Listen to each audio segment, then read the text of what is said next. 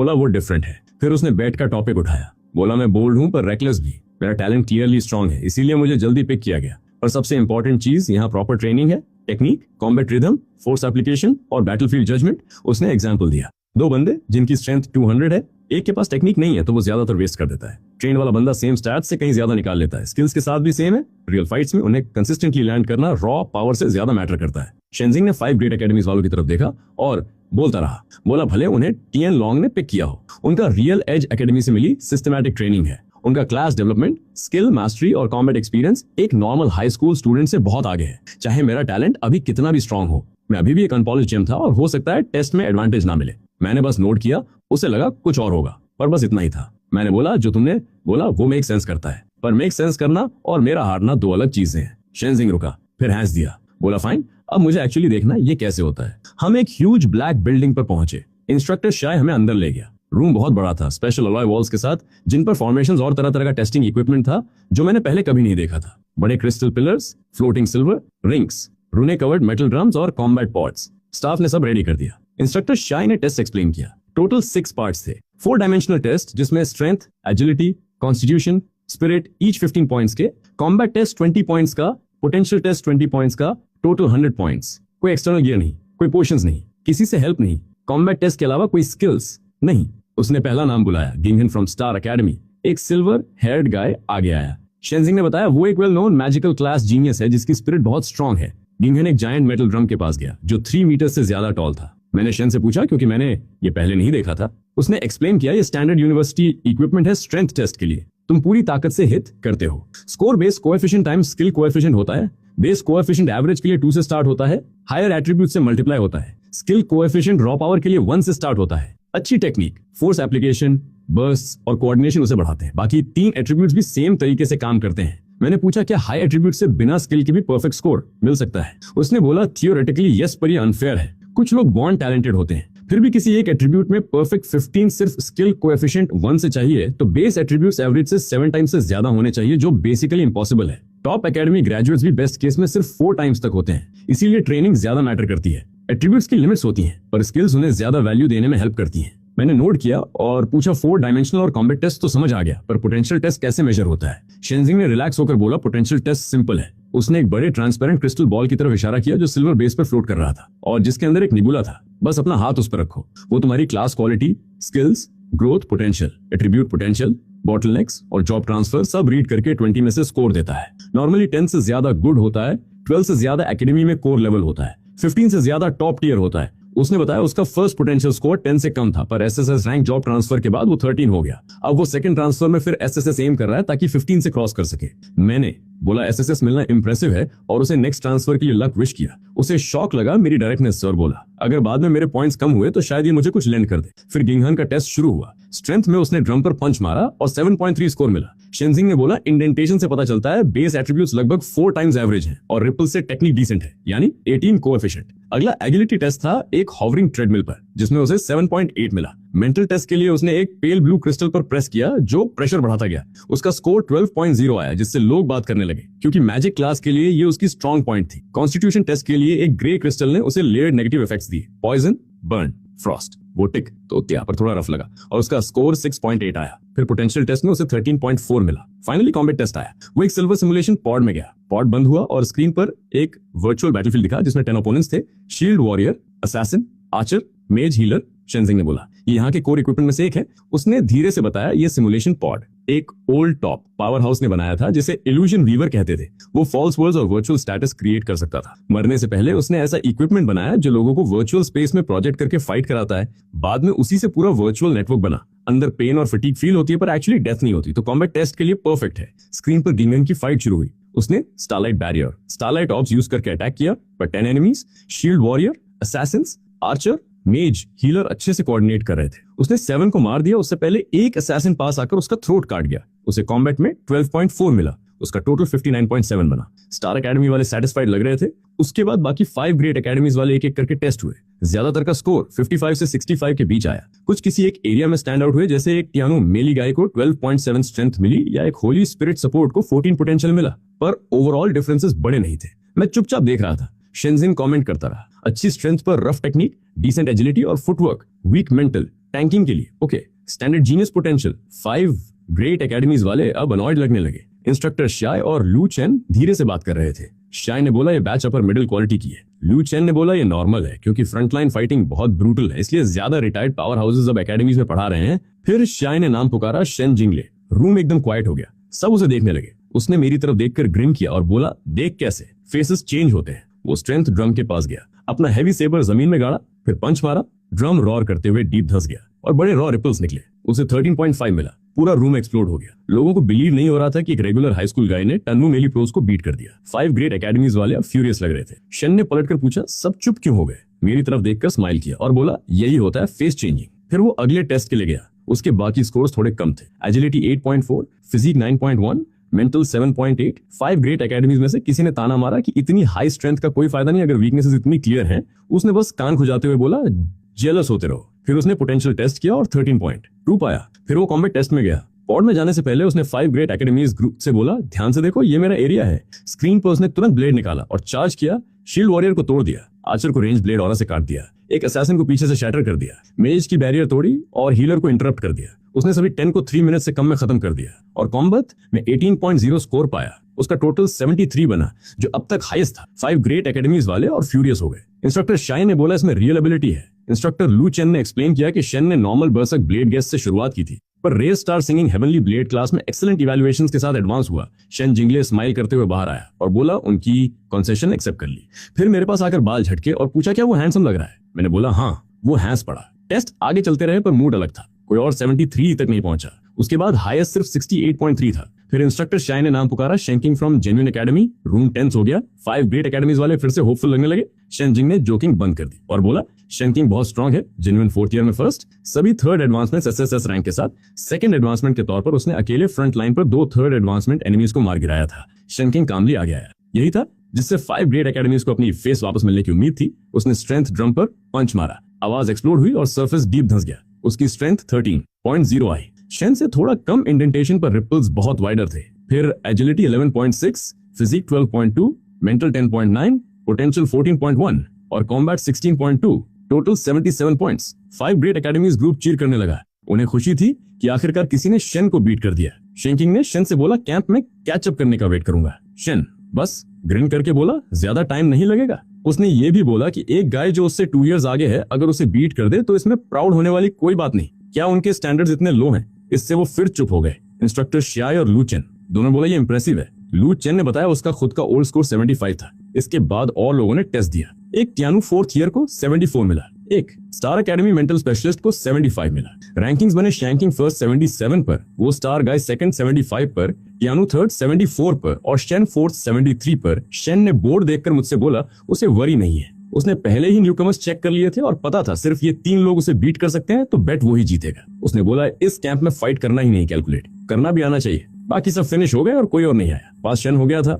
एक Holi spirit support 72.5 तक पहुंचा, पर बस इतना ही। फिर इंस्ट्रक्टर शाय ने मेरा नाम पुकारा। लूफांग सब मेरी तरफ देखने लगे। ज्यादातर बोर्ड या इंडिफरेंट लग रहे थे। उन्हें बेट याद था पर उन्हें लगा एक हाई स्कूल गाय बिना यूनिवर्सिटी ट्रेनिंग के इन्हें बीट नहीं कर सकता। शेन ने मेरा शोल्डर थपथपाया और बोला गुड लक। अगर इनमें से किसी एक को भी बीट कर दिया तो पूरे ग्रुप का एम्बेरस होना इनफ होगा। मैंने स्माइल करके बोला मेरा गोल फर्स्ट प्लेस है। वो फ्रीज होकर स्टन रह गया। 5 ग्रेट एकेडमीज वालों ने भी सुन लिया और हंसने लगे। बोले मैं क्यूट और कॉकी हूँ, रियलिटी जल्दी ही गैप सिखा देगी और मैं तो खुद उन्हें पॉइंट्स दे रहा हूँ। इंस्ट्रक्टर शाय ने लू चेन से बोला कुछ पॉइंट्स खोना मेरे लिए अच्छा रहेगा। लू चेन ने बस बोला नेसेसरली नहीं, वॉच करते रहो। मैं जायंट ड्रम के पास गया और पंच मारा। आवाज बिल्कुल प्लेन थी, कोई रिपल्स नहीं। सबको लगा मेरे पास 0 टेक्निक है और स्कोर लो आएगा, पर ड्रम एक्सट्रीमली डीप धंस गया। रूम एकदम क्वाइट हुआ, फिर एरप्ट हो गया। लाइट स्क्रीन पर स्ट्रेंथ टेस्ट 15 पॉइंट्स दिखा, परफेक्ट स्कोर। पूरे टेस्ट में पहला, कोई टेक्निक नहीं, सिर्फ pure base strength. 5 great academies वाले शॉक रह गए। उन्हें बिलीव नहीं हो रहा था कि बिना रिपल्स के एक हाई स्कूल गाय को परफेक्ट स्कोर मिल गया। शेनजिंग पूरी तरह स्टंट लग रहा था।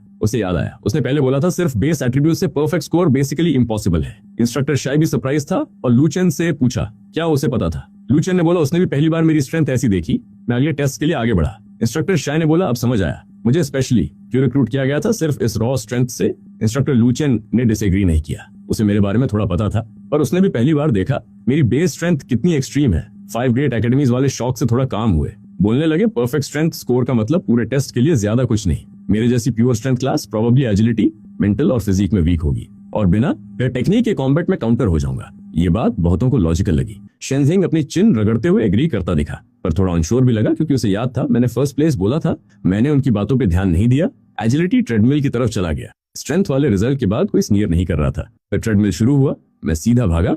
जब स्पीड बढ़ी और वर्चुअल ऑब्स्टिकल्स आए, मैंने कोई फैंसी फुटवर्क या प्रेडिक्शन यूज नहीं किया। जैसे ही ऑब्स्टिकल आया मैंने फोर्स से डायरेक्शन चेंज कर दी। ये एलिगेंट या एफिशिएंट नहीं था, पर मेरी बेस स्पीड इतनी हाई थी कि सब क्लियर हो गया। आफ्टर इमेजेस छोड़ते हुए ब्रूटल टर्न्स और स्टॉप्स के साथ मैं पूरे टाइम स्टेडी रहा। ट्रेडमिल रुका। स्क्रीन पर एजिलिटी टेस्ट 15 पॉइंट्स दिखा। एक और परफेक्ट स्कोर। रूम फिर एक्सप्लोड हो गया। लोग कर्स कर रहे थे और बोल रहे थे। सिर्फ 2 आइटम से 30 पॉइंट्स हो गए। 5 ग्रेट एकेडमीज वाले अब पूरी तरह अलग लग रहे थे। उन्हें समझ नहीं आ रहा था एक स्ट्रेंथ फोकस क्लास एजिलिटी में भी मैक्स कैसे हो सकती है। कुछ लोग वरी करने लगे कि बाकी सब एवरेज भी रहे तो भी मैं बहुतों को बीट कर दूंगा। बाकी लोग उम्मीद कर रहे थे बाकी एट्रीब्यूट्स वीक हों ताकि बैलेंस हो जाए। मैं मेंटल टेस्ट वाले क्रिस्टल के पास गया और हाथ रखा। ब्लू लाइट ऑन हुई और प्रेशर स्टेज बाय स्टेज बढ़ने लगा। फर्स्ट स्टेज, सेकंड, थर्ड, मुझे कुछ फील नहीं हुआ। लाइट ब्लू से डार्क ब्लू फिर पर्पल तक गया। ये प्रेशर उतना था जितना ज्यादातर लोग सेकंड एडवांसमेंट से पहले हैंडल नहीं कर सकते, पर मुझे फिर भी कुछ नहीं लगा। मैं बस काम खड़ा रहा। ब्रीदिंग स्टेडी थी, कोई फ्रॉन नहीं, कोई रिएक्शन नहीं। रूम पूरी तरह साइलेंट हो गया। 5 ग्रेट एकेडमीज वाले और स्टिफ होते गए। फिर क्रिस्टल वाइब्रेट हुआ और टेस्ट खत्म हो गया। स्क्रीन पर मेंटल टेस्ट 15 पॉइंट्स दिखा। Third perfect score. कोई चीयर नहीं हुआ, बस हैवी साइलेंस। मैंने हाथ हटाया और सीधा ग्रे क्रिस्टल की तरफ गया कॉन्स्टिट्यूशन के लिए। ग्रे ऑरा मेरी आर्म पर फैला। Weakness, burning, freezing, poison, slow, stun, layer after layer negative effects hit हुए। क्रिस्टल के अंदर कलर्स वाइल्डली फ्लैश हुए, पर मैं न पेल हुआ न स्वे हुआ। ब्रीदिंग या एक्सप्रेशन भी सेम रहा, जैसे ये सब इफेक्ट्स थ्रू ही नहीं हो रहे थे। किसी ने मुस्कुराते हुए बोला, देखने की जरूरत नहीं, ये भी परफेक्ट होगा, और वही हुआ। कॉन्स्टिट्यूशन टेस्ट 15 पॉइंट्स, 4 डायमेंशनल सब परफेक्ट, करंट टोटल 60 पॉइंट्स। पूरा रूम साइलेंट रहा। इन नंबर्स पर कोई कमेंट करना पॉइंटलेस लगा। इंस्ट्रक्टर शायद स्क्रीन को देर तक देखता रहा और मुझे प्योर स्टैट मॉन्स्टर बोला, एक 4 डायमेंशनल वाला। उसने लूचेन से पूछा ऐसा बंदा कहां से मिला। लूचेन ने बोला उसे खुद नहीं पता था कि मैं इतना स्ट्रांग हूं जब वो मुझे लाया था। बहुत से 5 ग्रेट एकेडमीज वाले नम या डिस्पेयरिंग लग रहे थे। कुछ बोले उन्हें समझ नहीं आ रहा, बिना टेक्निक के परफेक्ट स्कोर्स कैसे आए। उन्हें लग रहा था उनकी सालों की ट्रेनिंग का क्या मतलब था। वो हमेशा मॉन्स्टर्स की तरह ट्रीट होते थे जिन्हें लोग देखते थे, पर आज उन्हें वही पावरलेस फीलिंग हुई जो नॉर्मल लोगों को उन्हें देखकर होती है। जिनके टोटल्स हाई थे वो भी वरी करने लगे, क्योंकि मेरे पास अभी 2 टेस्ट बाकी थे।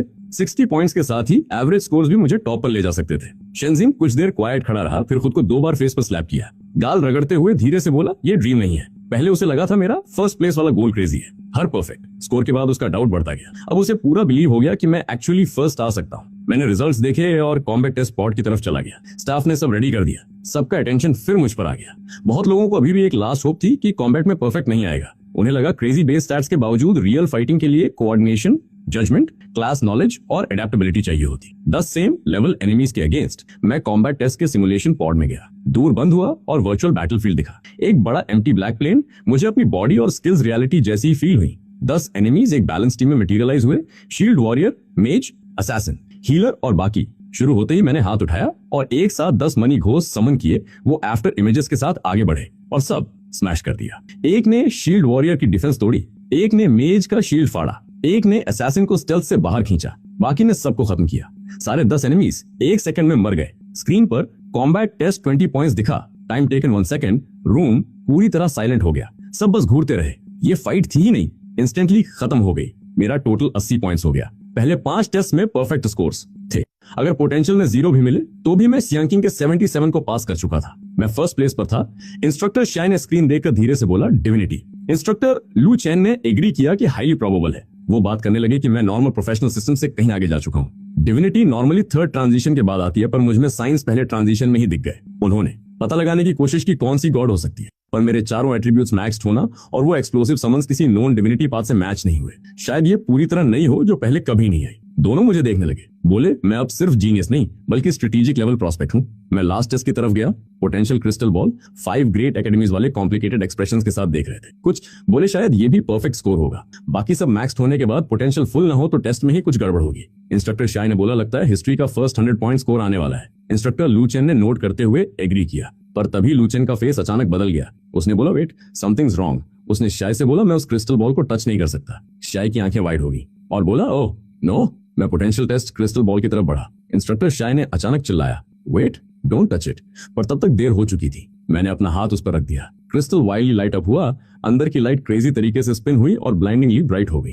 फिर एक लाउड क्रैक हुई, डेंस क्रैक सरफेस पर फैल गए और पूरा क्रिस्टल बॉल टुकड़ों में टूटकर लाइट में बदलकर गायब हो गया। बेस शेक हुआ और टेस्टिंग स्क्रीन ब्लैक हो गई। पूरा रूम डेड साइलेंट हो गया। सब बस घूरते रहे। उन्हें फुल स्कोर की उम्मीद थी, पर इक्विपमेंट ब्लो अप होने की नहीं। शेनजिंग ने एम्प्टी बेस देखकर बोला, ब्रदर तूने टेस्टिंग इक्विपमेंट स्मैश कर दिया। मैंने अपना हाथ देखा और कुछ नहीं बोला। मुझे भी एक्सपेक्टेड नहीं था। इंस्ट्रक्टर शाय ने अपना फोरहेड स्लैप किया और स्टाफ से बोला, ये बस एक ओल्ड क्रिस्टल था जो वैसे भी टूटने वाला था। पूरे कोइंसिडेंस।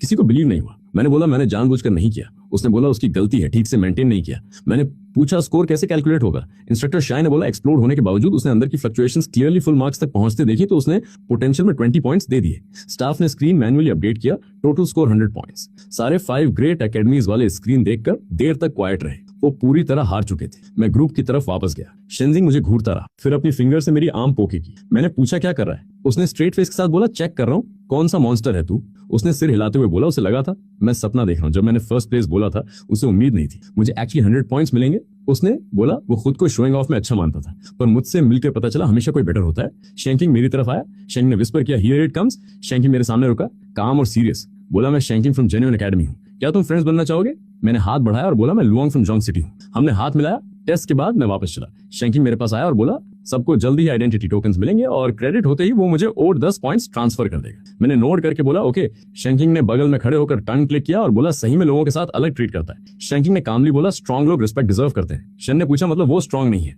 शैंकिंग ने बोला, वो स्ट्रॉन्ग है पर बहुत नॉइजी है। शन के पास इसका कोई जवाब नहीं था। शैंकिंग वापस मेरी तरफ मुड़ा और बोला, अगर कभी चांस मिले तो 7 मिशंस पर जा सकते हैं। उसके बाद 5 ग्रेट एकेडमीज के बाकी टॉप न्यूकमर्स एक एक करके आने लगे। स्टार एकेडमी का साइकिक गाय वेनचिंगची इंट्रोड्यूस हुआ और बोला, हमें कभी पॉइंटर्स एक्सचेंज करने चाहिए। टियानु के मेली गाय शाओहंग ने जिसे 74 मिला था, बोला उसकी स्ट्रेंथ इंप्रेसिव थी और जब पॉसिबल हो स्पार करना चाहेगा। और लोग आगे आने लगे। उन्हें लगा मेरे जैसा कोई आगे चलकर टियानलोंग में इंपॉर्टेंट बन सकता है, तो अभी से फ्रेंड्स बनाना स्मार्ट है। इंस्ट्रक्टर शियाई ने सबसे बोला, बस इनफ है, और आगे आया। बोला, टेस्ट खत्म हो गया है और सबने रिजल्ट्स देख लिए हैं। उसने अपना यूजुअल स्पीच शुरू किया कि ये बैच सिर्फ एवरेज है और कैंप के रियल एलीट से अभी बहुत दूर है। पर फिर वो रुका और थोड़ा ऑकवर्ड लगा क्योंकि चीजें कैसे हुई। उसने खांसा और बोला, कुछ इंडिविजुअल्स ने काफी अच्छा परफॉर्म किया। उसने बाकियों से बोला, अनकन्विंस्ड मत रहो। वो 5 ग्रेट एकेडमीज की यूनिवर्सिटी स्टूडेंट्स हैं, फिर भी एक हाई स्कूल स्टूडेंट को बीट नहीं कर पाए, जो शेमफुल है। क्राउड ने इस पर फ्लैट रिएक्ट किया। उसने लेक्चर शॉर्ट रखा और बोला, बस इतना ही, हम सब एडमिनिस्ट्रेशन एरिया जाकर अपने आइडेंटिटी टोकन्स कलेक्ट करें।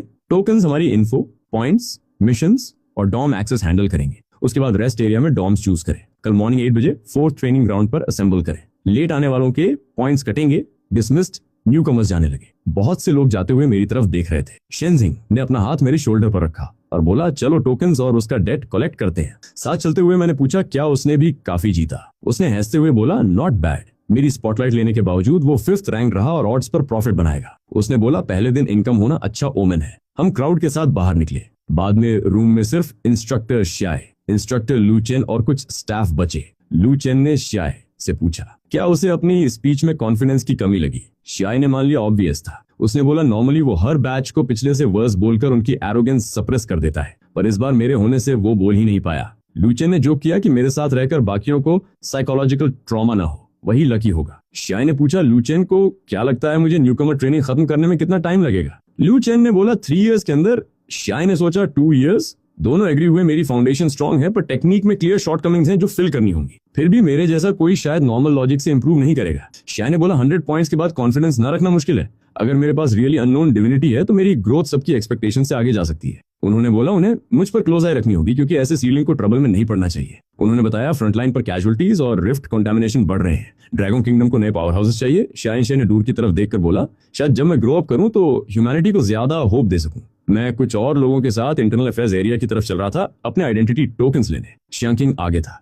जेन्युइन एकेडमी के कुछ गाइस के साथ जब उसी एकेडमी के कुछ सीनियर्स उसके पास आए, उनके लीडर सीनियर ब्रदर चून ने पूछा, क्या टेस्ट खत्म हो गया और क्या शैंकिंग ने न्यू कमर्स में फर्स्ट प्लेस लिया? उसने बोला, फैक्शंस ने इस पर बड़े बेट्स लगाए थे और अगर वो जीता तो जेन्युइन सोसाइटी बहुत कुछ जीतेगी। शैंकिंग ने सिर हिलाकर बोला, वो नहीं था। सीनियर ब्रदर चून अपसेट होकर पूछा, फिर किसने बीट किया? टियानु, स्टार या शेनजिंग में से कोई? शियान चिंकिंग ने बोला, इनमें से कोई नहीं। फिर पूछा, क्या शेनजिंगले था? शियान चिंग ने बोला, नहीं। सीनियर ब्रदर चून कंफ्यूज्ड हो गया और पूछा, फिर कौन था? शियान चिंग ने बताया, मैं लूफंग, जैंग चिंग से एक high school student. Senior brother चून को पहले बिलीव ही नहीं हुआ। उसने स्कोर पूछा। शियान चिंग ने बोला 100 पॉइंट्स। सीनियर ब्रदर चून और बाकी सब क्वाइट हो गए। उसने मुझे ट्रू, फ्रीक और कैंप में आया एक फियर्स ड्रैगन बोला। उसने बोला, कम से कम वो अदर एकेडमी से नहीं हारे। ऐसी बातें ट्रेनिंग कैंप में तेजी से फैलने लगी। आधे घंटे से कम में पूरे न्यू कमर टेस्ट की बात फैल गई। एक हाई स्कूल गाय लूफंग ने परफेक्ट टोटल 100 पॉइंट स्कोर किया और पोटेंशियल क्रिस्टल भी तोड़ दिया। ये बात newcomer area, senior areas, mission hall और फैक्शंस में सब रिपीट कर रहे थे। शेंजिंग और मैं इंटरनल अफेयर्स एरिया पहुंचे।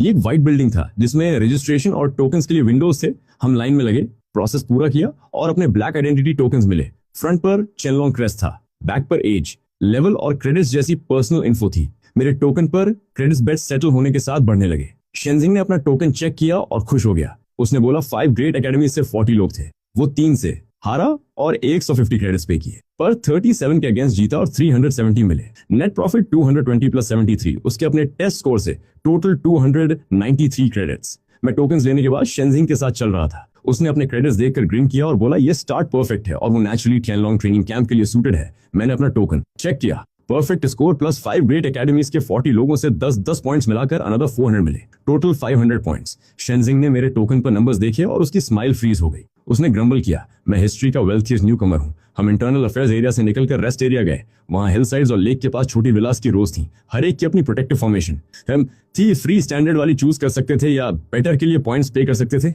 शेंजिंग ने प्राइसेस देखकर फ्री विला चूज की। मैंने भी सेम किया क्योंकि मुझे अभी पॉइंट्स की वैल्यू पता नहीं थी। डॉम्स बाइंड करने के बाद शेंजिंग मुझे डंजन एरिया ले गया। ये एक बड़ा अंडरग्राउंड प्लाजा था जिसमें लेवल 100 से 400 तक सैकड़ों डंजन एंट्रेंसेस थे।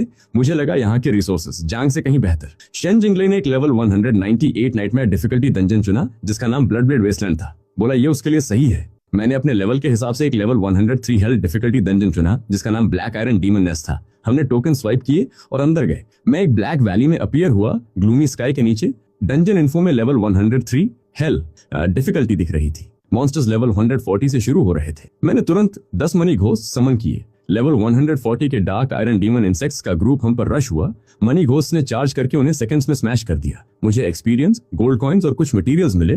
ड्रॉप्स और एक्सपीरियंस बाहर से कहीं बेहतर थे। मैं घोस्ट के साथ आगे बढ़ता रहा। हमने dark iron demon insects, spiders और हाउंड्स की वेव्स क्लियर की। उनके लेवल्स 160 फिर 180 तक गए। डिफिकल्टी हाई थी पर रिवॉर्ड्स भी अच्छे थे। रास्ते में मुझे बहुत सारा इक्विपमेंट और मटेरियल्स मिले। Gold bracers, demonized iron crystals, diamond armour, piercing boots, skill books जैसे गले स्लैश और फ्लेम एक्सप्लोजन एरो। बॉस तक पहुंचने से पहले ही मेरे पास डजन्स आइटम्स थे जिसमें एक epic holy light judgement sword भी था जो स्ट्रेंथ और कॉन्स्टिट्यूशन देता था, प्लस डार्क और डीमन टाइप्स के अगेंस्ट एक्स्ट्रा डैमेज। मुझे ये सूट नहीं करता था पर वैल्यूएबल था। मुझे 2 रेंज स्किल बुक्स भी मिले, फ्लेम एक्सप्लोजन एरो और wind blade rapid fire. Money ghost के पास एम्प्टी स्लॉट्स थे पर इफेक्ट्स चेक करने के बाद मैंने उन्हें तुरंत नहीं सीखा। उनके कूलडाउन्स और बर्स्ट बेस्ट फिट नहीं थे। मैंने सोचा और देखूंगा। मैं ब्लैक आयरन डीमन नेस्ट में आगे बढ़ा। कोर एरिया तक मॉन्स्टर्स लेवल 190 तक स्ट्रांग हो गए। 10 मनी घोस्ट फिर भी स्टेडी फाइट में उन्हें हैंडल कर रहे थे। मैं बड़े नेस्ट तक पहुंचा और black iron demon nest Lord से सामना हुआ। एक लेवल 200 बॉस, वो मुझ पर चार्ज हुआ। मनी घोस्ट उससे टकराए और उसकी स्केल्स में घुस गए पर वो टफ था। उसने ब्लैक स्पाइक से कुछ घोस्ट को नॉक किया। मैंने मनी टॉक्स 3 बार उसे किया।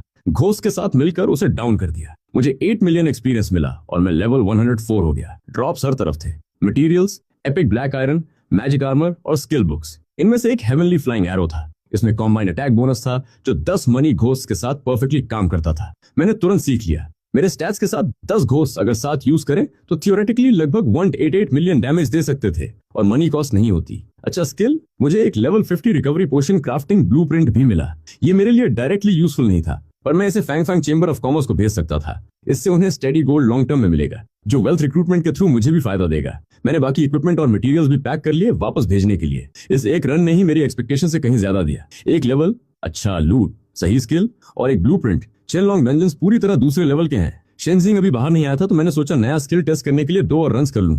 मनी घोस्ट के साथ मैंने डंजन एंट्रेंसेस फिर से देखे और एक नया चुना। Level 104 red flame insect valley, hello difficulty, token swipe करके अंदर गया। अंदर हॉट वैली में मैग्मा बह रहा था और level 145 red flame demon insects ने अटैक किया। मैंने 10 मनी घोस्ट समन किए और तुरंत हेवनली फ्लाइंग एरो यूज कराया। कॉम्बाइंड अटैक ने एक पावरफुल वॉली बनाई जिसने ग्रुप्स को पास आने से पहले ही उड़ा दिया। ये एओई के लिए भी ग्रेट काम किया। हम तेजी से आगे बढ़े। छोटे ग्रुप्स को मेली में फाड़ दिया, बड़े ग्रुप्स एरो से क्लियर किए। मैग्मा नेस्ट पर रेड फ्लेम इंसेक्ट किंग से सामना हुआ। लेवल 202 वो ह्यूज फायर वेव्स फेंकता था और जल्दी रीजनरेट करता था पर घोस्ट उससे उलझे रहे जबकि मैंने हेवनली फ्लाइंग एरो के 4 राउंड्स फायर किए। बॉस डाउन हो गया। मुझे 8 मिलियन से ज्यादा एक्सपीरियंस मिला। लेवल 104 हुआ और बहुत सारा लूट मिला इंक्लूडिंग मटेरियल्स और स्किल बुक्स। इस नए स्किल ने मनी टॉक्स के मुकाबले काफी मनी बचाई। मैं निकलकर तुरंत एक और लेवल 104 हेल्थ डंजन में गया। सेम अप्रोच, घोस्ट आगे बढ़ते। हेवनली फ्लाइंग एरो बर्स्ट और बॉसेस के लिए पेट्रिफाइड जायंट पाइथन बॉस की डिफेंस और अर्थ से हीलिंग हाई थी पर एरोस के 4 वॉलीज ने उसे पिन करके मार दिया। मैं लेवल 105 हो गया। इन रन से अच्छा एक्सपीरियंस, इक्विपमेंट, मटेरियल्स और चेंबर ऑफ कॉमर्स के लिए यूजफुल पेस्टिसाइड आइटम्स मिले। मैंने सब पैक कर लिया वापस भेजने के लिए। यहाँ की एफिशिएंसी बाहर से कहीं बेहतर थी। जब मैं प्लाजा में बाहर आया तो शेनजिंग पहले से वेट कर रहा था, अपने सेबर के साथ एक पिलर के सहारे खड़ा। वो सरप्राइज लगा, बोला तू अभी से बाहर? बोला हेल्थ डंजन के लिए मैं बहुत फास्ट हूँ। मैंने नोट करके बोला ये स्टैंडर्ड प्रोसीजर है। शेन का माउथ ट्विच हुआ और उसने बुदबुदाते हुए बोला मुझे सच में कूल एक्ट करना आता है। उसने पूछा क्या हम अब वापस जा रहे हैं? मैंने सिर हिलाया ना। मैंने डंजन एंट्रेंसेस की तरफ देखा और शेनजिंग से बोला मैं अभी थका नहीं हूँ और कुछ घंटे और ग्राइंड करना चाहता हूँ। वो एक सेकंड के लिए क्वाइट हुआ, फिर पूछा क्या मुझे रेस्ट और रिकवर करने की जरूरत है? मैंने कंफ्यूज होकर उसकी तरफ देखा और बोला मैं तो थोड़ी देर ही गया था, इतनी जल्दी रेस्ट क्यों?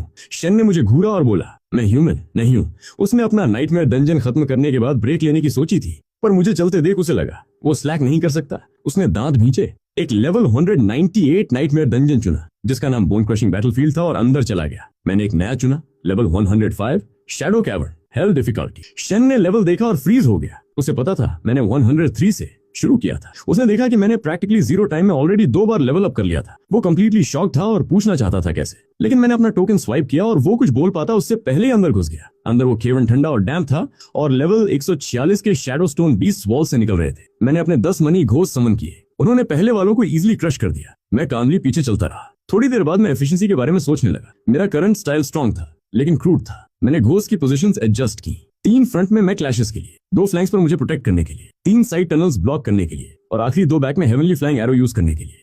2 गोल्डन एरोज निकले और नए बीस को वॉल्स पर पिन कर दिया इससे पहले कि वो लैंड भी कर पाते। फॉर्मेशन बहुत बेटर काम किया। मैं शैडो कैवन में आगे बढ़ता रहा और मनी घोस्ट के काम करने का तरीका एडजस्ट करने लगा। जब सभी 10 एक साथ रश करते थे तो वो समटाइम्स एक ही मॉन्स्टर पर पाइल अप करके डैमेज वेस्ट कर देते थे जबकि दूसरे निकल जाते थे। मैंने टास्क स्प्लिट कर दिए, कुछ पाथ क्लियर करने के लिए, कुछ लो हेल्थ टारगेट्स फिनिश करने के लिए, कुछ फ्लैंक्स पर स्पॉन्स ब्लॉक करने के लिए और बाकी मोबाइल सपोर्ट के तौर पर। इसका इफेक्ट तुरंत फील हुआ। डैमेज ज्यादा इवन था और हम थोड़ा फास्टर आगे बढ़ रहे थे। मैं एक्सपेरिमेंट करता रहा, टाइट स्पॉट्स में वेज फॉर्मेशन, ओपन एरियाज में सेमी सर्कल एनसर्कलमेंट ताकि मॉन्स्टर्स बंच हो जाएं।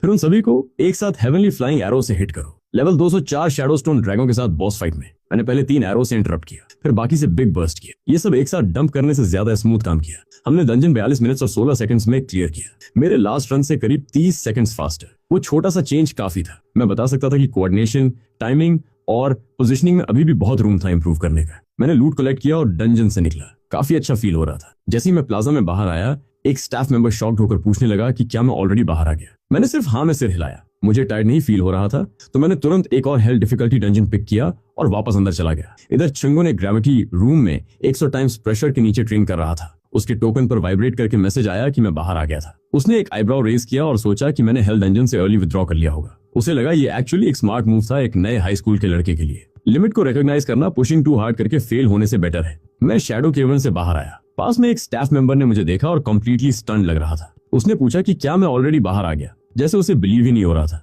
मुझे टायर्ड नहीं फील हो रहा था तो मैंने टोकन स्वाइप किया और स्ट्रेट वापस उसी हेल्थ डंजन में चला गया। थोड़ी देर बाद चुंगवान को ग्रेविटी ट्रेनिंग रूम में मैसेज आया। वो 100 टाइम्स ग्रेविटी के नीचे था और मुझे ढूंढने आने वाला था। लेकिन जब उसने पढ़ा कि मैंने लेवल 105 हेल्थ शैडो केवन सोलो में 42 मिनट्स और 16 सेकंड्स में क्लियर किया था तो वो कंप्लीटली फ्रीज हो गया। उसने फिर से पढ़ा, फिर ग्रेविटी की वजह से ऑलमोस्ट एक नी पर गिरने वाला था। उसने वर्ड्स को जोर से रिपीट किया, cleared 42 minute solo hello level. और उसे समझ नहीं आ रहा था। उसे तो यहाँ तक लगा कि भारी ट्रेनिंग ने उसके दिमाग के साथ कुछ कर दिया है। उसने तुरंत स्टाफ से कांटेक्ट किया और पूछा कि क्या रिकॉर्ड सही था। स्टाफ भी उतना ही शेकन साउंड कर रहा था और कॉन्फर्म किया कि ये रियल था। उसने खुद मुझे बाहर आते देखा था। चिंगोन को रियलाइज हुआ कि उसकी अर्लियर असम्पशन कि मैंने अर्ली विथड्रॉ किया था कंप्लीटली रॉन्ग थी। उसने स्टाफ को बोला कि मुझे वेट करवाएं कि वो इमीडिएटली आ रहा है। स्टाफ क्वाइट हो गया, फिर बोला कि मैं ऑलरेडी वापस अंदर जा चुका था। चिंगवान फिर से साइलेंट हो गया। उसे बिलीव नहीं हो रहा था कि मैं बिना रेस्ट के back to back health dungeons grind कर रहा था। उसे लगा कि नॉर्मल लोगों को इतनी इंटेंस चीज के बाद स्पेशली सोलो स्टैमिना और फोकस रिकवर करने के लिए टाइम चाहिए। उसने 40 मिनट्स बाद के लिए रिमाइंडर सेट किया और डिसाइड किया कि वो वहां जाएगा। फिर मैंने शैडो केवन फिर से क्लियर किया। इस बार इसमें 39 मिनट्स और 3 सेकंड्स लगे।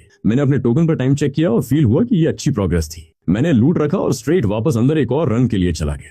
चिंगवन ग्रेविटी रूम में हैवी प्रेशर के नीचे ट्रेन कर रहा था। उसे मैसेज आया कि मैंने इसे 39 मिनट्स में सोलो क्लियर किया और वो फ्रीज हो गया। उसने डबल चेक किया, फिर स्टाफ से कंफर्म करने के लिए कांटेक्ट किया। जब स्टाफ ने बताया कि मैं इमीडिएटली वापस अंदर चला गया था, चिंगवन को बिलीव नहीं हुआ। उसने 40 मिनट्स बाद के लिए रिमाइंडर सेट किया और प्लाजा में वेट करने आ गया। वो पहुंचा और देखा कि डंजन इन्फो शो कर रही थी कि मैं 1 मिनट पहले ही अंदर गया था। वो वहीं वेट करता रहा। टाइम बीतता रहा। जब मैं फिर से बाहर आया, क्लियर टाइम था 37 मिनट्स और 5 सेकंड्स। मैं काम लग रहा था, ब्रीदिंग स्टेडी थी, कपड़ों पर कोई मेस नहीं था। चंगरन मेरे सामने आ गया इससे पहले कि मैं अगले डंजन में एंटर कर पाता। उसने बताया कि वो जेन्युइन एकेडमी से चिंगुआन था। उसने हाथ मिलाने के लिए आगे बढ़ाया और स्ट्रेट टू द पॉइंट आ गया। वो मुझे जेन्युइन सोसाइटी के लिए रिक्रूट करने आया था। उनके पास फिक्स्ड रिसोर्स चैनल्स हैं, मैच्योर डंजन स्ट्रेटजीज हैं, फ्रंटलाइन एक्सपीरियंस है और सीनियर स्टूडेंट्स हैं जो न्यू कमर्स को गाइड करते हैं। अगर मैं ज्वाइन करूं तो वो मुझे मिशंस, पॉइंट्स, डंजन मैकेनिक्स और स्पेशल रिसोर्सेज पर फुल गाइडेंस देंगे, प्लस मेरे जैसे टैलेंट वाले के लिए बेस्ट कोर ट्रीटमेंट। मैंने सिर हिलाया और बोला नहीं थैंक्स। उसने पूछा क्यों? मैंने बोला मेरे लिए एक टीम एक्चुअली एक बर्डन है। वो एक मोमेंट के लिए क्वाइट रहा, फिर उसने हाँ में सिर हिलाया। उसने पुश नहीं किया। बजाय इसके उसने सजेस्ट किया कि हम बस फ्रेंड्स रहें और पॉसिबल फ्यूचर कोऑपरेशन के लिए कांटेक्ट में रहें। मैंने सोचा और एग्री कर लिया। हमने अपने टोकन्स पर इन्फो एक्सचेंज किया। उसके बाद मैं एक और डंजन एंट्रेंस की तरफ बढ़ा। मैंने level 106 bone rotting wasteland hell difficulty choose किया, टोकन स्वाइप किया और अंदर चला गया। चुंगन ने मुझे जाते देखा और बुदबुदाया कि दुनिया में सच में हर तरह के लोग होते हैं। ठीक उसी वक्त पास का एक और डंजन जला और शेंजिंग बाहर निकला। वो टायर्ड और मेसी लग रहा था। उसके कॉम्बैट सूट में टीयर्स थे और उसका सेबर कंधे पर था। वो पसीना पोंछ रहा था और क्लियरली खुश नहीं था कि चीजें कैसी गईं। चुंगवान उसके पास भी गया और उसे जेन्युइन सोसाइटी ज्वाइन करने के लिए इनवाइट किया। शेन ने तुरंत मना कर दिया। उसने बोला कि वो लोन वॉल्फ टाइप था। चुंगवान ने उसे जल्दी डिसाइड न करने को बोला और एक्सप्लेन किया कि कैंप में लोन वॉल्फ होना हार्ड है। कम मिशंस, लोअर डंजन सेफ्टी, ज्यादा ट्रायल एंड एरर और दूसरों से way better continuous combat ability चाहिए। उसने बोला कि नए बैच में अभी सिर्फ मुझ में ही वो दिखता है। शेन थोड़ा वर्कड अप हो गया और बोला कि वो भी बुरा नहीं था। उसने मेंशन किया कि अपने सेकंड एडवांसमेंट के बाद वो कैच अप कर सकता है। चंगस्वान ने पूछा कि क्या उस एडवांसमेंट के बाद Shane same level hello dungeons solo में 30 समथिंग मिनट्स में क्लियर कर सकता है या बिना रेस्ट के कई बैक टू बैक रन कर सकता है और हर बार फास्टर हो सकता है। शेन ने बोला कि ये इम्पॉसिबल था। फिर उसने मुड़कर डंजन गेट पर इन्फो देखी जो शो कर रही थी कि मैं अभी लेवल 106 हेल डंजन में एंटर हुआ था। चंगन ने उसे कामली बताया कि जितने टाइम में शेन ने एक नाइट में रन किया उतने में मैं ऑलरेडी 3 लेवल 105 हेल रन कर चुका था। 42 मिनट्स, फिर 39, फिर 37 और स्ट्रेट अगले में घुस गया। शेन वहां स्टंट खड़ा रह गया। डंजन एंट्रेंस पर अपने फटे कपड़े देखता रहा। उसने फाइनली बोला कि दुनिया सच में अनफेयर है। मैं रात भर ग्राइंड करता रहा। शेन जिंगली भी रुका रहा। वो डंजन एंट्रेंस के पास बैठा, पोशन से रेस्ट करता और फिर वापस अंदर जाता। हर बार जब मैं हेल डंजन से बाहर आता वो वहां देख रहा होता। वो शॉक से नम हो गया और फाइनली धीरे धीरे एनिमल और व्हाट एन एनिमल बुदबुदाने लगा। सुबह 7:30 तक मैं लेवल 110 पहुंच गया था। मनी घोस्ट की कोऑर्डिनेशन काफी स्मूदर हो गई थी। मेरे पास इक्विपमेंट, मटेरियल्स, स्किल बुक्स और दूसरे यूजफुल स्टफ का एक ह्यूज पाइल था। मैं खुद ज्यादातर यूज नहीं कर सकता था, लेकिन ये फैंगफंग चेंबर ऑफ कॉमर्स के लिए अच्छा होगा। मैं रुका क्योंकि हमें 8 बजे असेंबल करना था। मैंने अराउंड देखा और शेंजिंग ले को कॉर्नर में बैठे पाया। पेल और टायर्ड एक रिकवरी पोशन पी रहा था। तो उसका सेबर उसके बगल में था। मैं उसके पास गया और पूछा कि ट्रेनिंग कैंप से चीजें बाहर कैसे भेजें। उसने स्टाफ मेंबर्स की तरफ पॉइंट किया और बोला बस आइटम्स और मैसेज उन्हें दो, वो सब कुछ टीएल लॉन्ग चैनल्स के थ्रू फॉरवर्ड कर देंगे क्योंकि हम डायरेक्टली बाहर कांटेक्ट नहीं कर सकते। मैंने हाँ में सिर हिलाया और स्ट्रेट एक स्टाफ के पास गया। जब उसने मुझे आते देखा वो तुरंत स्ट्रेट हो गया और पूछा कि मुझे क्या चाहिए। मैंने बोला कि मैं आइटम्स का एक बैच घर भेजना चाहता हूँ। उसने बोला कि ठीक है। मैंने सब कुछ निकालना शुरू किया। इक्विपमेंट की रोज, मटेरियल्स का एक छोटा हिल, 1 दर्जन से ज्यादा स्किल बुक्स। स्टाफ मेंबर ने पाइल देखकर गटक लिया। शेंजिंग ने नोटिस किया और पास आ गया। उसने जमीन पर लूट देखा। उसकी आईलिड हार्ट ट्विच कर रही थी। नो वे, ये बहुत ज्यादा नहीं है क्या? मैंने स्टाफ को बोला कि सब ठीक है। शेंजिंग का मुंह ट्विच किया और उसने बोला कि ऑलराइट बोलना बंद करो क्योंकि सुनने में हर्ट होता है। उसने बड़े पाइल को देखा और बोला कि ये बहुत है, स्पेशली इसलिए कि मेरे डंजन्स उसके वाले से मच लोअर लेवल थे, लेकिन hello difficulty drop rates better थे और मैंने वेज ज्यादा फार्म किया था। स्टाफ ने सब कुछ लिस्ट करना फिनिश किया और पूछा कि क्या मैं कोई मैसेज भेजना चाहता हूँ। मैंने एक मोमेंट सोचा और बोला इसे स्टुअर्ट जांग के पास लेकर जाओ। उसे बोलो कि इन रिसोर्सेज को फैंगफंग चेंबर ऑफ कॉमर्स डेवलप करने के लिए यूज करे। वो डिसाइड करे कि क्या सेल करना है और क्या रखना है। स्केल एक्सपैंड करने पर फोकस करो। ये बैच बस शुरुआत है, मैं बाद में और भेजूंगा। स्टाफ ने बोला कि वो हैंडल कर लेगा। उसके बाद शेंजिंग और मैं डंजन एरिया से निकले और असेंबली पॉइंट की तरफ बढ़े। रास्ते में शेंजिंग ने एक रिकवरी पोशन पिया और मुझे बोला कि आज से शुरू होने वाली न्यू कमर ट्रेनिंग को अंडर एस्टिमेट मत करो। पहले 3 महीने एक बेनिफिट पीरियड होता है जिसमें बहुत सारे फ्री रिसोर्सेज होते हैं और ट्रेनिंग कंप्लीट करने के रिवॉर्ड्स होते हैं। उसके बाद सब कुछ पॉइंट्स, मिशंस और रैंकिंग्स पर रन होता है। उसने कहा मेरी स्ट्रेंथ स्ट्रांग है, लेकिन training force application, footwork, battlefield judgement, weak point attacks और रिदम कंट्रोल जैसी टेक्निक्स पर फोकस करती है। शायद मैंने इन्हें सिस्टमैटिकली नहीं पढ़ा होगा तो शुरुआत में कीप अप करना हार्ड हो सकता है। उसने ऑफर किया कि अगर जरूरत हो तो वो मुझे कैच अप करने में हेल्प करेगा क्योंकि उसके पास बेसिक्स में कुछ स्किल है। मैंने थैंक्स बोला। उसी वक्त जंगचोंग में वापस फैंगफंग चेंबर ऑफ कॉमर्स में मॉर्निंग मीटिंग चल रही थी। मेरे फादर की एक बड़ी अमाउंट निकालने के बाद और कई प्रोजेक्ट्स को पैसों की जरूरत होने से लिक्विड कैपिटल कम था। स्टुअर्ट जांग रिपोर्ट सुन रहा था जब उसे एक स्पेशल कॉल आई। लाइन पर पर्सन ने बोला कि वो मेरी तरफ से कमीशन था और सप्लाईज का एक बैच 8 आवर्स में पहुंचने वाला था। उन्होंने मेरा मैसेज रिले किया, रिसोर्सेज को चेंबर डेवलप करने के लिए यूज करो। डिसाइड करो कि क्या सेल करना है या रखना है। एक्सपेंशन पर फोकस करो और बाद में और आएगा। स्टुअर्ट जॉन्ग मूव था, लेकिन ज्यादा एक्सपेक्ट नहीं कर रहा था क्योंकि मैं सिर्फ एक दिन से गया था। फिर उसने ईमेल में अटैच मैनिफेस्ट खोली। Epic equipment, ultra rare materials देखकर वो फ्रीज हो गया और लिस्ट नीचे जाती रही। जब वो एंड तक पहुंचा तो उसकी ब्रीदिंग स्लो हो गई। फाइनेंस हेड ने पूछा कि क्या हुआ, लेकिन स्टुअर्ट जॉन्ग साइलेंट रहा। जो उसने देखा उससे कंप्लीटली स्टंट था। 5 ग्रेट एकेडमीज के ज्यादातर न्यूकमर्स ऑलरेडी वहां थे। जब मैं पहुंचा तो बहुत लोगों ने देखा।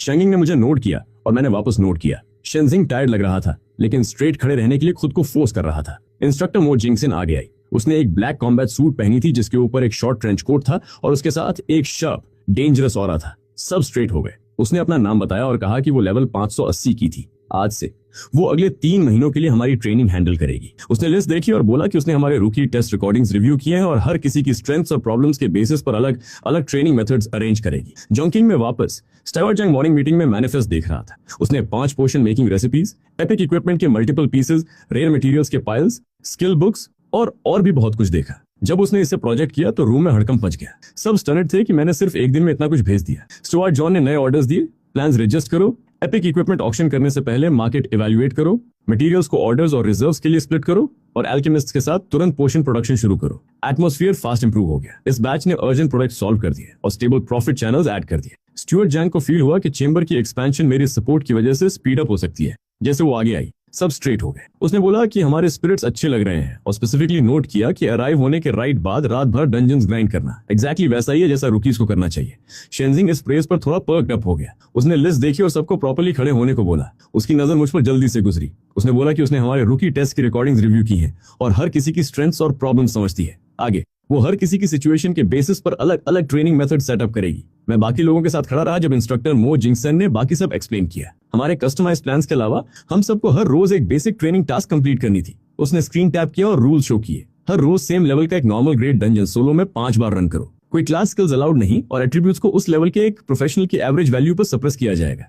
स्क्वायर में हड़कंप मच गया। लोग शॉक थे। कोई स्किल्स नहीं और सप्रेस्ड एट्रीब्यूट्स ने हमारे ज्यादातर एडवांटेजेस छीन लिए थे। फिर भी हमें हर रोज 5 नॉर्मल डंजन सोलो में करने थे। ये ब्रूटल लग रहा था। उसने बोला कि ये सिर्फ बेसिक प्लान था। फिर उसने हम सबके कस्टमाइज प्लान्स हमारे आइडेंटिटी टोकन्स पर सेंड कर दिए। लोगों ने चेक किए और स्ट्रांगली रिएक्ट किए। शेंजिंग ने अपना देखा और स्ट्रेट उससे पूछा कि क्या ये कोई ह्यूमन एक्चुअली कंप्लीट कर सकता है। उसने स्माइल किया और उसे याद दिलाया कि उसने अभी रात भर डंजन्स ग्राइंड किए, तो पीछे क्यों हट रहा है। मैंने अपना चेक किया। Daily 10 environmental simulation sessions plus gravity chamber, mental pressure chamber, reaction training room, basic close quarters combat और बैटलफील्ड कमांड सिमुलेशन।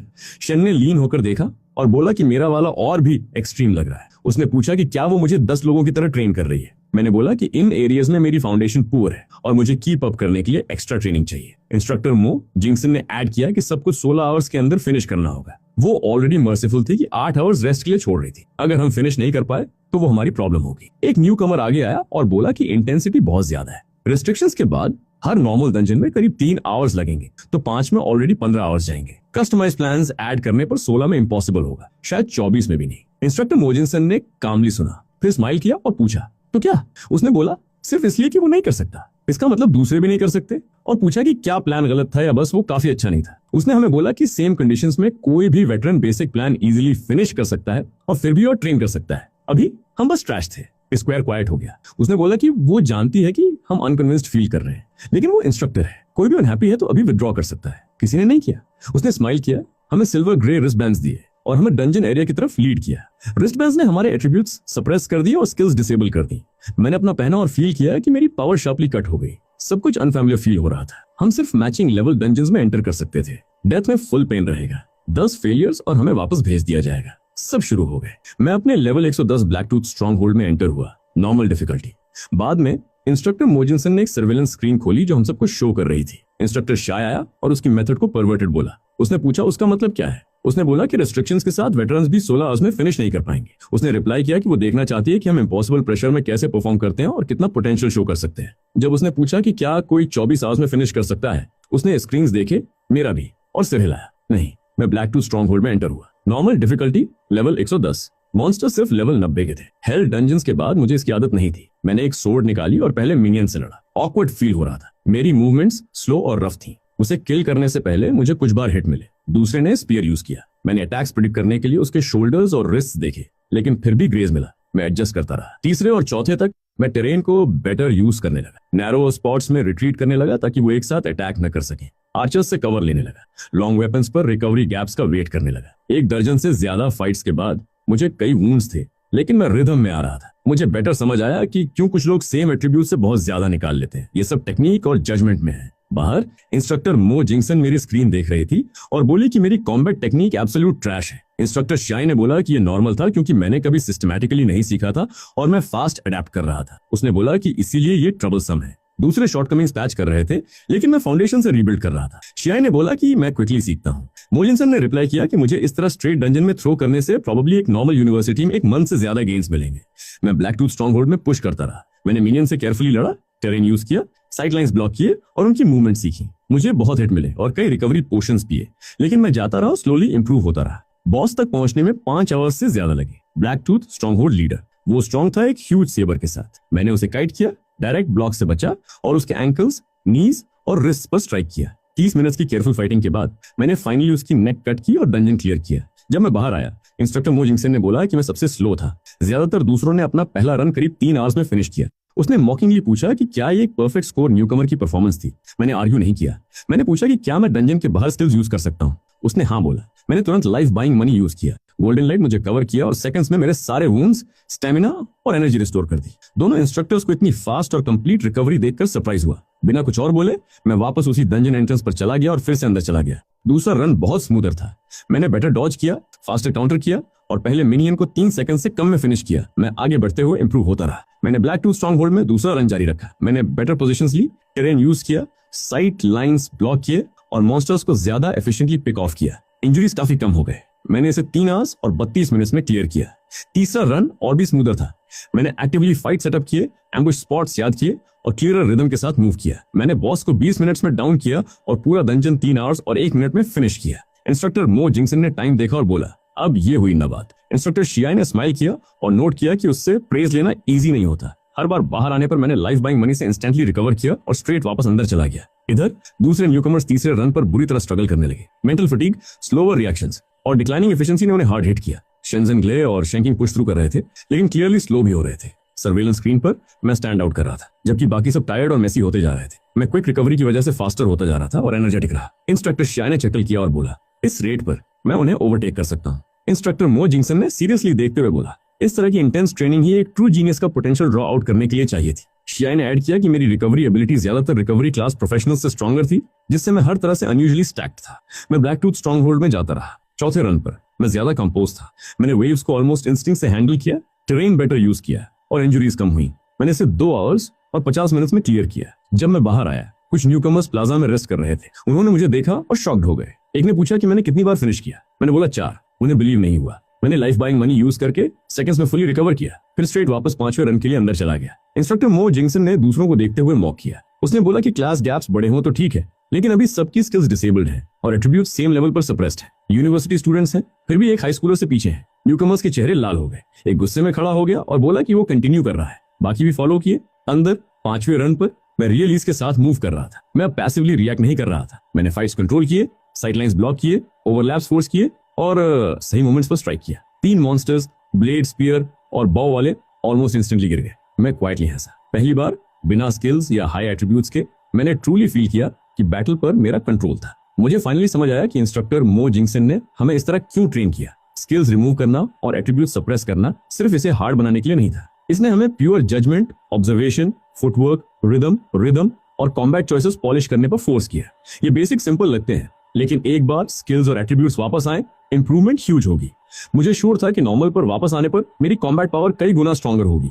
जब मैं 5वीं बार बाहर आया, इंस्ट्रक्टर मो जिंगसन ने बस बोला कि रुको मत और दूसरे ट्रेनिंग प्रोजेक्ट्स के साथ कंटिन्यू करो। मैंने हाँ में सिर हिलाया, लाइफ बाइंग मनी से फिर से फुली रिकवर किया और स्ट्रेट अगले पार्ट्स की तरफ बढ़ गया। बाद में शंकिंग फाइनली अपने 5वें डंजन से बाहर आया। वो कंप्लीटली एग्जॉस्टेड लग रहा था, ब्लड और स्वेट से कवर्ड। उसने इंस्ट्रक्टर मो जिंगसन से पूछा कि क्या वो फर्स्ट था। उसने बोला सेकंड। वो फ्रीज हो गया और पूछा कि फर्स्ट कौन था। उसने बोला कि मैं था। शंकिंग वहां स्टंट खड़ा रहा। उसे समझ नहीं आया कि मैं फर्स्ट कैसे फिनिश किया जब उसकी फाउंडेशन और एक्सपीरियंस बेटर थी। वो बैठ गया और एक रिकवरी पोशन पिया। अभी भी लॉस लग रहा था। इंस्ट्रक्टर शाय ने एक्सप्लेन किया कि मैंने स्लो शुरू किया था 5.5 आवर्स में, लेकिन हर रन के साथ फास्टर होता गया और मेरी इंस्टेंट रिकवरी ने मुझे ओवरऑल आगे पुल कर दिया। बाद में मैं एनवायरनमेंट सिमुलेशन स्पेस की तरफ बढ़ा। कोई स्किल या एट्रीब्यूट रिस्ट्रिक्शंस नहीं थे। मुझे रैंडम हार्श एनवायरनमेंट्स में गेट कीपर को डिफीट करना था जो 20 लेवल्स हायर था। टॉक्सिक स्वैम्प में मैंने एक मनी घोस्ट समन किया। बेसिक डंजन ट्रेनिंग के बाद उस पर मेरा कंट्रोल काफी फाइनर फील हो रहा था। मैंने प्रिसाइसली डॉज किया और level 130 toxic swamp giant crocodile को इंस्टेंटली किल कर दिया। बाहर इंस्ट्रक्टर्स ने देखा कि मैंने पहला सिमुलेशन 1 मिनट में क्लियर किया। वो स्टन थे। मैंने सभी 10 सिमुलेशंस क्विकली फिनिश कर लिए। बेसिक डंजन्स ने मेरी इंस्टिंक्ट शार्पन कर दी थी और इन्होंने मुझे उन्हें अपनी स्किल्स के साथ परफेक्टली इंटीग्रेट करने दिया। मनी घोस्ट पर मेरा कंट्रोल अब कंप्लीटली नेचुरल फील हो रहा था। मैंने रेस्ट नहीं किया। मैंने अपनी नेक ट्विस्ट की, फील किया कि गेन्स सब्सटैंशियल थे और स्ट्रेट अगली ट्रेनिंग की तरफ चल दिया। Gravity room. मैंने ग्रेविटी चेंबर आधे घंटे में फिनिश किया। मेरा पूरा बॉडी अच्छे कर रहा था जैसे क्रश हो गया हो। मैंने लाइफ बाइंग मनी यूज किया और कंप्लीटली रिकवर किया। फिर स्ट्रेट मेंटल प्रेशर चेंबर की तरफ गया। आधे घंटे बाद मैं पेल होकर बाहर आया, अपना स्प्लिटिंग हेड रगड़ते हुए, और फिर से लाइफ बाइंग मनी यूज करके अपनी मेंटल एनर्जी रिस्टोर की। मैं रिएक्शन ट्रेनिंग चेंबर और बाकी कस्टमाइज सेशंस की तरफ बढ़ता रहा। इंस्ट्रक्टर्स को हर आधे घंटे में नोटिफिकेशंस आती रही जब मैं हर एक कंप्लीट करता था। प्लाजा में दूसरे न्यूकमर्स बिखरे पड़े थे, एग्जॉस्टेड, रिकवर करने की कोशिश कर रहे थे। शेंजिंग एक स्टोन पियर पर लेटा था, कंप्लीटली ड्रेन लग रहा था। इंस्ट्रक्टर मोजिन ने उन्हें मॉक किया, बोला कि लूफोंग ऑलरेडी अपने लास्ट कस्टमाइज सेशन में एंटर कर चुका है और जल्द ही पूरे दिन की ट्रेनिंग फिनिश कर लेगा। सब साइलेंट हो गए, शॉक्ड। शेंजिंग जंप करके उठा और वहीं अपने 10,000 बेसिक सेबर स्लैशेस करने लगा। 20वें आवर पर मैंने battlefield command simulation space finish किया। मैंने लाइफ बाइंग मनी से रिकवर किया और असेंबली प्लाजा वापस चला गया। मैंने इंस्ट्रक्टर मो जिंगसन और इंस्ट्रक्टर शाई को बोला कि मेरे ट्रेनिंग टास्क कंप्लीट हो गए हैं। वो सरप्राइज लगी, लेकिन बोला कि मेरे पास 4 आवर्स का फ्री टाइम है। मैंने एक मोमेंट सोचा और एक रिक्वेस्ट की। मैंने पूछा कि क्या फ्यूचर ट्रेनिंग में मैं अपना टाइम खुद प्लान कर सकता हूँ। कस्टमाइज प्लान वीकनेसेस के साथ हेल्प करता है, लेकिन मुझे फील होता है कि ये बहुत रिजिड है। डंजन ग्राइंडिंग के साथ ग्रेविटी, रिएक्शन और मेंटल प्रेशर को एक्चुअल कॉम्बैट में इंटीग्रेट करना ज्यादा एफिशिएंट होगा।